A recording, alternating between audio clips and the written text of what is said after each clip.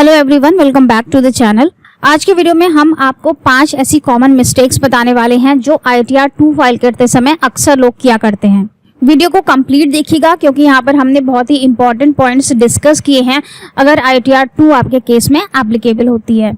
सबसे पहली common mistake जो करते हैं वो है अपने ITR फॉर्म को चूज करना। जैसे ही आप अपने डैशबोर्ड पर लॉगिन करते हैं, आपको सबसे पहला काम करना है कि आप अपने AIS को ओपन करिए। आपको पहले से ये नहीं सोच लेना है कि आप ITR 1 फाइल करेंगे या ITR 2 फाइल करेंगे। भले ही आपने लास्ट ईयर में ITR 1 फाइल की हो, लेकिन हो सकता है कि इस बार आप ITR 2 के लिए एलिजिबल हो रहे हैं। तो ऐसा नहीं है कि लास्ट ईयर्स में आपने जो ITR फाइल की है वही कंटिन्यू होती जाती है। ITR यहाँ पे चेंज होती रहती हैं अकॉर्डिंग टू योर इनकम। जैसे आपकी इनकम चेंज होती है वैसे ही यहाँ पर ITR के फॉर्म भी चेंज होते रहते हैं। तो सबसे पहले आपको अपने AIS को ओपन करना है और यहाँ पर आपको देखना है कि कौन कौन सी इनकम्स यहाँ पर रिफ्लेक्ट हो रही हैं। जैसे कि मैंने यहाँ पर एक AIS ओपन किया हुआ है। यहाँ पर हमें सैलरी दिख रही है, डिविडेंड है, सेल ऑफ सिक्योरिटीज है और परचेज ऑफ सिक्योरिटीज है। तो यहाँ पर भले ही आपने पिछले साल में सैलरी के लिए ITR 1 फाइल की होगी, लेकिन इस बार आपको ITR 2 फाइल करनी होगी क्योंकि यहाँ पर sale of shares and mutual funds दिखाई दे रहा है। अगर ये यहाँ पर रिफ्लेक्ट नहीं हो रहा होता तो आप इसे स्किप कर देते, लेकिन जब ये रिफ्लेक्ट हो रहा है और यहाँ पर वैल्यू देखेंगे तो सेल कंसिडरेशन की वैल्यू भी यहाँ पर 10 लाख के ऊपर है। मतलब कि अगर आपने इसे फाइल नहीं किया, आपने अपनी ITR 2 में शेयर्स की सेल नहीं दिखाई, तो यहाँ पर आपको हाई वैल्यू ट्रांजैक्शन के लिए ई कैंपेन आ जाएगा और फिर आपको यहाँ पर नोटिस का जवाब देना पड़ेगा। तो यहाँ पर बहुत सारे लोग ऐसा करते हैं कि ITR 1 फाइल कर देते हैं और ये शेयर्स के ट्रांजैक्शंस नहीं दिखाते हैं, सिर्फ इस वजह से कि उनकी ITR 2 फाइल करने की फीस बच जाए। जो 1000 रुपए आपको ज्यादा फीस लग रही है वो बचाने के चक्कर में यहाँ पर आपको नोटिस आ सकता है जिससे आपको लेने के देने पड़ सकते हैं। अगर यहाँ पर छोटा अमाउंट है, 10-20 हजार की ही सेल है, तो आप 10-20 हजार रुपए अपने ITR 1 में इनकम फ्रॉम अदर सोर्सेज में दिखाकर उसे फाइल कर सकते हैं। लेकिन अगर यहाँ पर ज्यादा अमाउंट दिख रहा है तो आप ITR 2 को ही चूज करिएगा। चलते हैं अपने नेक्स्ट प्रॉब्लम की तरफ। इसके बाद जो एक लोगों का बहुत ही कॉमन माइंडसेट है कि अगर शेयर्स सेल करने पर 1 लाख रुपए तक का प्रॉफिट हुआ है तो वो एग्जेम्प्ट है, उस पर कोई भी टैक्स नहीं लगता है। तो इस केस में भी भले ही आपका प्रॉफिट 1 लाख रुपए के अंदर है और वो एग्जेम्प्ट है कैपिटल गेन टैक्स से, लेकिन आपको उसे हाइड नहीं करना है। भले ही वो कैलकुलेशंस में एग्जेम्प्ट हो जाएगा और उस पर आपको कोई भी कैपिटल गेन टैक्स नहीं लगेगा। तो भले ही आपका 1 लाख रुपए तक का कैपिटल गेन एग्जेम्प्ट है शेयर्स के केस में, लेकिन आपको उसे दिखाना जरूरी है। इसके बाद आती है हमारी थर्ड प्रॉब्लम जो कि बहुत कॉमन है। जब हम अपना कैपिटल गेन का शेड्यूल फिल कर लेते हैं तो हमें वहां पर ब्रेकअप भी देना होता है कि हमें कौन से क्वार्टर में कितना कैपिटल गेन हुआ है। आइए देखते हैं ITR में कि ये इन्फॉर्मेशन हम किस तरह से देते हैं और कहां पर देते हैं। ITR 2 ओपन करने पर हमें यहाँ 3rd नंबर पर मिलता है शेड्यूल कैपिटल गेन। यहाँ पर ओपन करते हैं। अगर आपको शॉर्ट टर्म या लॉन्ग टर्म कैपिटल गेन दिखाने हैं तो आप यहाँ बॉक्सेस में टिक करते हैं। 111A होता है शॉर्ट टर्म के लिए और 112A है लॉन्ग टर्म के लिए। यहाँ पर टिक करके हम नीचे कंटिन्यू करते हैं। अब हमारे पास यहाँ पर इस तरह से 2 हेड आते हैं। अगर आपको अपना शॉर्ट टर्म कैपिटल गेन दिखाना है तो आप ऊपर वाले कॉलम में यहाँ पर क्लिक करते हैं और अपनी डिटेल्स एंटर करते हैं, और अगर आपको लॉन्ग टर्म कैपिटल गेन दिखाना है तो आप यहाँ नीचे वाले कॉलम में क्लिक करते हैं और यहाँ पर आप अपनी लॉन्ग टर्म कैपिटल गेन की डिटेल्स दिखाते हैं। इन डिटेल्स को यहाँ पर एंटर कर देने के बाद कैपिटल गेन का शेड्यूल यहाँ पर खत्म नहीं होता है। अगर आपने यहाँ पर शेड्यूल को खत्म कर दिया तो जब आप सबमिशन के टाइम पर पहुंचेंगे तो वहां पर आपको एरर आ जाएगा। इसके बाद आपको क्या करना है, इसके बाद आपको नीचे F पॉइंट में मिलता है इंफॉर्मेशन अबाउट अक्रूअल और रिसिट ऑफ कैपिटल गेन। इसे ओपन करेंगे, यहाँ ऐड डिटेल्स पर क्लिक करेंगे तो यहाँ पर इस तरह से क्वार्टर वाइज ब्रेकअप निकल कर आता है। और यहाँ पर अगर आपने शॉर्ट टर्म कैपिटल गेन दिखाया है जिस पर कि 15% का टैक्स रेट है तो आपको यहाँ पर क्वार्टर वाइज इनकम एंटर करनी है।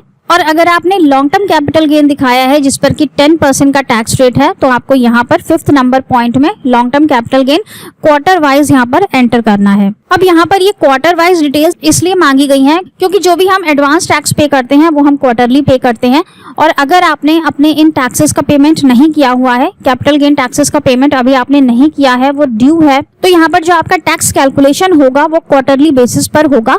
इसलिए यहाँ पर क्वार्टर वाइज यहाँ पे डिटेल्स मांगी जाती हैं। अगर आपने टैक्सेस का पेमेंट नहीं किया हुआ है तब तो आप यहाँ पर क्वार्टर वाइज डिटेल्स दीजिए, लेकिन अगर आपने टैक्सेस पेमेंट किए हुए हैं, आपके कोई भी टैक्सेस ड्यू नहीं है कैपिटल गेन से रिलेटेड, तो क्वार्टर वाइज डिटेल देना यहाँ पर बहुत टाइम कंज्यूमिंग टास्क हो जाता है। उस केस में आप ये कर सकते हैं कि आगे के कॉलम्स में आप 0 दे दीजिए और जो लास्ट का 4th क्वार्टर है उसमें आप पूरा अमाउंट कैपिटल गेन का दे सकते हैं। कोई प्रॉब्लम नहीं होती है, आराम से ITR प्रोसेस हो जाता है। यहाँ पर इस F नंबर शेड्यूल को फिल करना बहुत जरूरी है, वरना एरर आएगा आपको सबमिशन के टाइम पर और आप आगे प्रोसीड नहीं कर पाएंगे।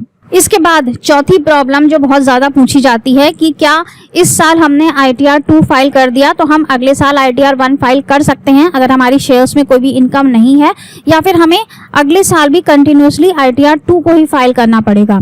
तो यहाँ पर आंसर डिपेंड करता है कि आपको कैपिटल गेन हुआ है या कैपिटल लॉस हुआ है। अगर इस साल में आपको कैपिटल लॉस हुआ है तो आपको बेनिफिट मिलता है कि आप अपने लॉसेस को आगे के 8 इयर्स तक कैरी फॉरवर्ड कर सकते हैं और अपनी इनकम को उससे सेट ऑफ कर सकते हैं, सिर्फ शेयर्स की इनकम को। तो अगर आपको लॉस हुआ है इस साल में तो आप आगे के साल में भी अपना ITR 2 ही फाइल करिए और अपने लॉसेस को कैरी फॉरवर्ड कर लीजिए। लेकिन अगर आपने ITR 1 फाइल कर दी तो आपका लॉस कैरी फॉरवर्ड नहीं हो पाएगा और वो लैप्स हो जाएगा। यहाँ पर भी एक और कंडीशन है। मान लेते हैं कि अब आपको आगे अपने शेयर्स की ट्रेडिंग नहीं करनी है, आपने इन्वेस्टमेंट बंद कर दिया, अपना डीमैट अकाउंट बंद कर दिया, तो कोई फायदा नहीं है कि आप अपने लॉसेस को कैरी फॉरवर्ड करें। तो आगे के साल में आपको कोई भी प्रॉफिट भी नहीं होगा, तो इसलिए लॉसेस को कैरी फॉरवर्ड करने से कोई मतलब नहीं है। तो उस केस में आप ITR 1 फाइल कर सकते हैं और अपने लॉसेस को लैप्स हो जाने दीजिए, कोई फायदा नहीं है उसे कैरी फॉरवर्ड करने से। लेकिन अगर आपका डीमैट अकाउंट कंटिन्यूअस है और आप शेयर ट्रेडिंग कर रहे हैं और आप शेयर्स में इन्वेस्टमेंट कर रहे हैं तो आप ITR 2 ही फाइल करिएगा आगे के 8 सालों तक, जिससे कि आपके लॉसेस कैरी फॉरवर्ड होते जाएं और आपके गेन के साथ सेट ऑफ होते जाएं। आई होप कि यहाँ पर आपको क्लियर हो गया होगा कि लॉसेस के केस में आपको ITR 2 ही फाइल करनी है, जिससे कि आप अपने लॉसेस को कैरी फॉरवर्ड कर सकें। ITR 1 फाइल करेंगे तो आप लॉस को कैरी फॉरवर्ड नहीं कर पाएंगे। बात करते हैं यहाँ पर दूसरे पॉइंट ऑफ व्यू की कि अगर मान लेते हैं कि आपको लॉस नहीं हुआ है, आपको प्रॉफिट हुआ है अपने शेयर्स के इन्वेस्टमेंट से, तो प्रॉफिट के केस में ये डिपेंड करता है कि आपको अगले साल में क्या दिखाना है। अगर सिर्फ सैलरी से इनकम है तो आप ITR 1 फाइल कर सकते हैं, और अगर आपने अगले साल भी इन्वेस्टमेंट किया है शेयर्स में और आपके AIS में रिफ्लेक्ट हो रहा है तो आप ITR 2 ही फाइल करिएगा। लेकिन लॉसेस के केस में आप मिस मत करिएगा, जिससे कि आप लॉसेस को कैरी फॉरवर्ड कर सकें। इसके बाद लास्ट और कॉमन मिस्टेक, जैसा कि हमने आपको बताया कि आगे के 8 साल के लिए हमें कैरी फॉरवर्ड का बेनिफिट मिलता है, तो यहाँ पर आपको 8 साल तक कंटिन्यूअस अपनी ITR को फाइल करना है अगर आप ये बेनिफिट लेना चाहते हैं। अगर आपने बीच में एक भी ITR मिस कर दी, जैसे कि अभी कोरोना पीरियड आया था और यहाँ पर कई लोगों की जॉब्स भी चली गई थी, तो कुछ भी इनकम नहीं हुई उनकी और उन्होंने अपनी ITR फाइलिंग यहाँ पर मिस कर दी, ITR फाइल नहीं किया, तो इससे क्या हुआ कि जो उनका लॉस था शेयर्स का वो लैप्स हो गया और अब वो उसको कैरी फॉरवर्ड नहीं कर सकते हैं। तो इस तरह से नहीं करना है आपको बीच में 8 साल तक अपनी कोई भी ITR मिस नहीं करनी है अगर आप अपने लॉसेस को कैरी फॉरवर्ड करना चाहते हैं। अगर आपने बीच में एक भी ITR मिस कर दी तो आप लॉसेस को कैरी फॉरवर्ड नहीं कर पाएंगे और जितना भी आपका लॉस था वो सारा लैप्स हो जाएगा। तो फ्रेंड्स, ITR 2 फाइल करते समय ये कुछ कॉमन मिस्टेक्स थी जो अक्सर लोग किया करते हैं। आई होप कि इस वीडियो से आपको काफी नॉलेज मिल गई होगी। Thank you so much for watching this video. Stay safe and healthy. Bye bye.